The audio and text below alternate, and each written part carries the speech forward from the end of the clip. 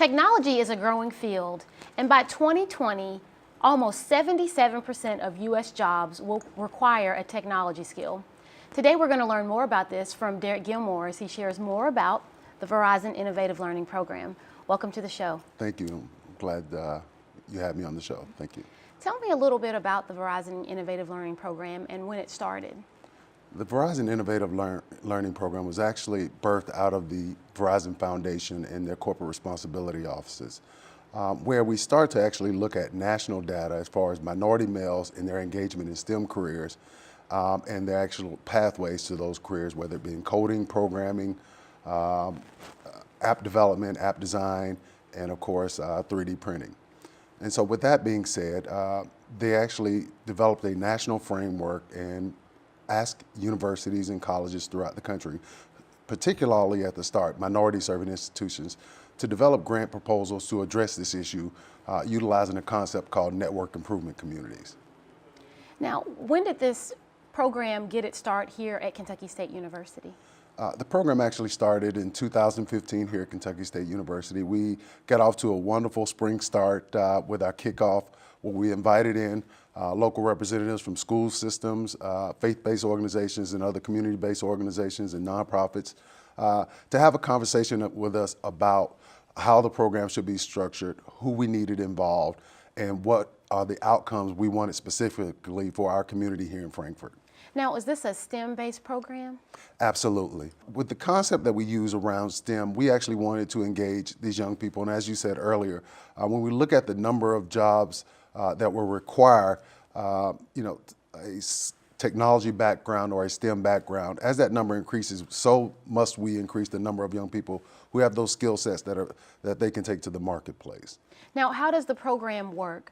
Do you meet one-on-one with students, or do they have a mentor? Well, what we've developed is a common agenda, and through that common agenda, we've looked at those vital components that we need to actually make sure or ensure that these young people are successful and have the skills and tools they need, whether they choose an entrepreneurial avenue and go strictly or immediately into the workforce, or if they so choose to go to college. So with those STEM components, again, we utilize app design and 3D design as our STEM components to engage those young people by teaching them skills such as coding and programming that are associated with those two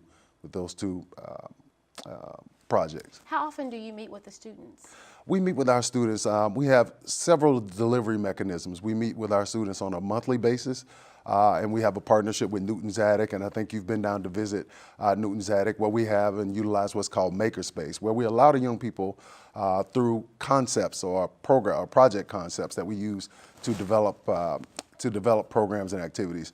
One, we did a nuclear meltdown scenario where the students actually had to design, build, and program robots that would actually take in rescue equipment and what have you in case of a nuclear meltdown. And right now they're actually participating in a GSI mapping contest where they're actually developing weather zeppelins and rotocopters that will allow us to map and better assist farmers and others who have aviation and aeronautical interest in taking those skills to marketplace. Now tell me about the partnership with Newton's Attic. What is Newton's Attic exactly?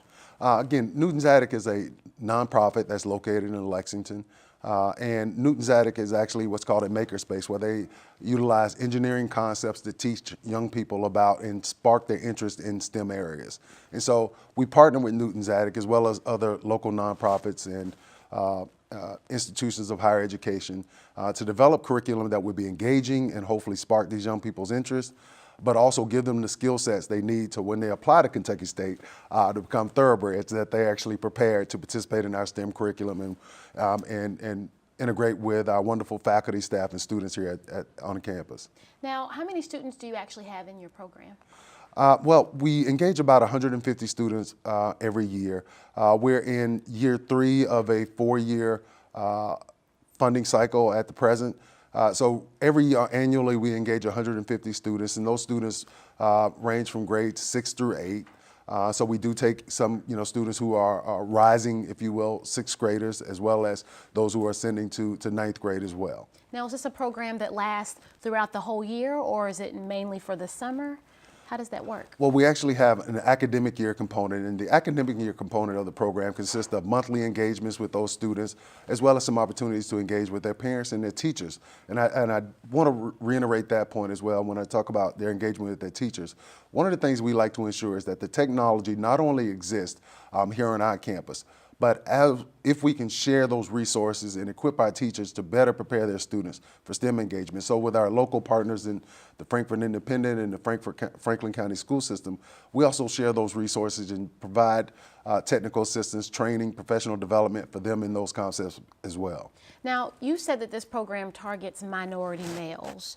What about females? Why minority males? And are there any programs that Verizon Wireless or Verizon offers to females or students? Absolutely. One of the things, I'll answer the first part, why minority males. When we looked at the data, specifically here in Kentucky, when we looked at their students' performance on the K-Prep test, and those tests are geared towards middle school students. When we look at the students' results on those tests, minority males are scoring almost 20 percentage points lower than their counterparts. And so with that being said, that's why there's a national cry to make sure that we actually prepare and provide additional resources to make sure that that important segment of our population and our communities are prepared to participate in the global marketplace and take their rightful place in the workplace.